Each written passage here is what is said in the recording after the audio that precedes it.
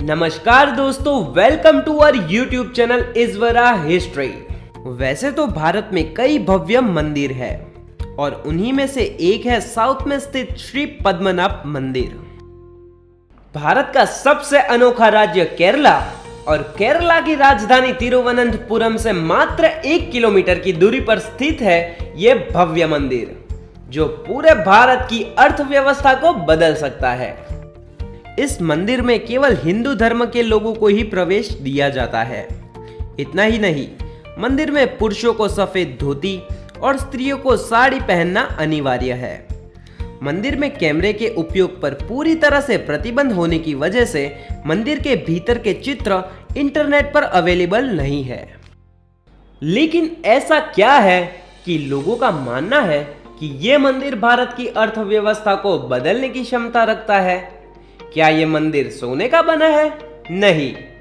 क्या यह मंदिर की मूर्तियां बेहद कीमती है? बेशक नहीं। तो फिर इस मंदिर की विशेषता है क्या? मंदिर की विशेषता यह है कि मंदिर के नीचे बने गुप्त दरवाजों में इतनी संपत्ति है जिसे हर जिले में अनगिनत अस्पताल बनाए जा सकते हैं। इस संपत्ति से लगभग 10 से 15,000 किलोमीटर के राष्ट्रीय मार्ग बनाए जा सकते हैं।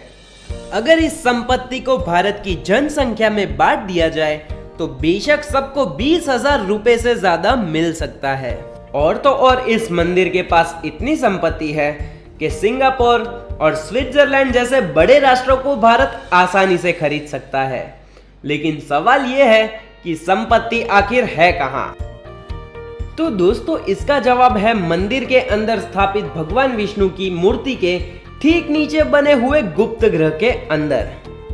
भारत के आईबी विभाग यानी कि गुप्तचर विभाग के एक बड़े अधिकारी टीपी सुंदरराजन ने इस मंदिर की कुल संपत्ति को नापने के लिए कोर्ट में अपील की। 30 जून 2011 को सुप्रीम कोर्ट के आदेश पर 7 लोगों की टीम ने मंदिर में प्रवेश करके गुप्त गृह में उपलब्ध 7 दरवाजों का अच्छी तरह से निरीक्षण किया। 1 महीने बाद यानी कि 31 जुलाई 2011 को सुप्रीम कोर्ट ने 7 दरवाजे को खोलकर संपत्ति का कुल मूल्य पता लगाने का आदेश जारी किया।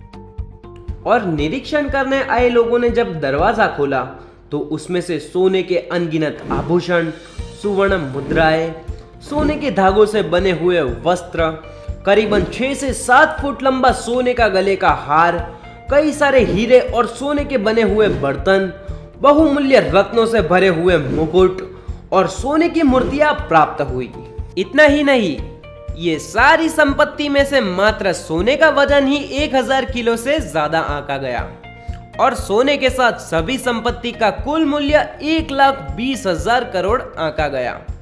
अब क्योंकि ये सभी वस्तुएं कई वर्ष पहले की एंटीक वस्तुएं थी, इस वजह से इसका ऐतिहासिक मूल्य इसकी आंकी गई कीमत से कई गुना ज्यादा माना जा सकता है।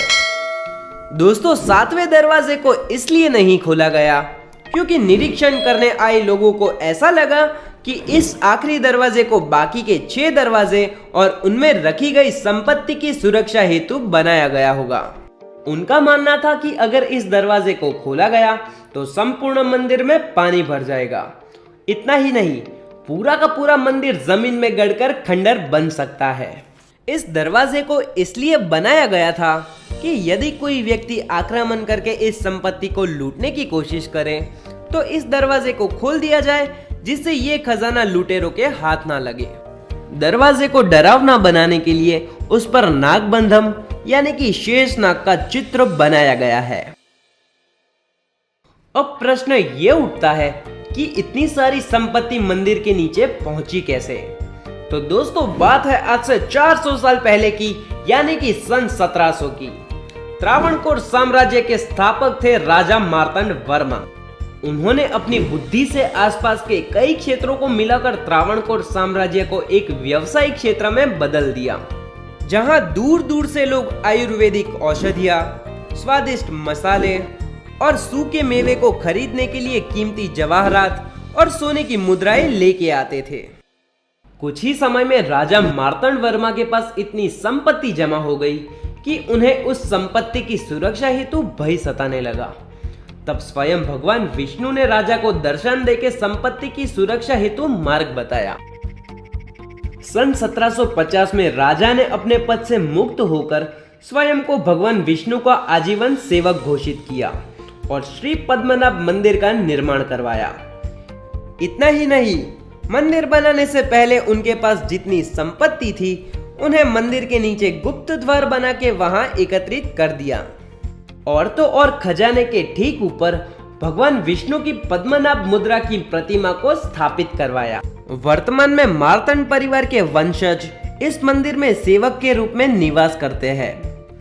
संपत्ति के विषय में सबको पता चलने पर इस मंदिर की सुरक्षा स्वयं भारत सरकार करती है। अब आप सोच रहे होंगे कि 7वें दरवाजे का रहस्य क्या है, जो खोलने पर पूरा मंदिर टूटकर खंडर बन सकता है। क्या इस दरवाजे को खोलने के लिए किसी चाबी की जरूरत है? बेशक नहीं। इस आखिरी दरवाजे को खोलने के लिए ना ही किसी चाबी की जरूरत है और ना ही इसे किसी हथियार से खोला जा सकता है, बल्कि इस दरवाजे को केवल मंत्रोच्चार से ही खोला जा सकता है। यह दरवाजा एक गुप्त ग्रह है जिसकी रक्षा खुद नागबंधम यानी कि शेषनाग करते हैं। विशेषज्ञों का मानना है कि 7वें दरवाजे को कोई 16वीं सदी का सिद्ध पुरुष, योगी या कोई तपस्वी ही गरुड़ मंत्र की मदद से खोल सकता है। नियमों के अनुसार गरुड़ मंत्र का स्पष्ट तरीके से उच्चार करने वाला सिद्ध पुरुष ही इस दरवाजे को खोल पाएगा। यदि कोई गरुड़ मंत्र का अस्पष्ट तरीके से गलत उच्चार करेगा तो उसकी वहीं पर तुरंत मृत्यु हो जाएगी। थोड़े समय पहले की ही बात है, मंदिर के कार्यकर्ता की उस दरवाजे को खोलते समय मृत्यु हो गई।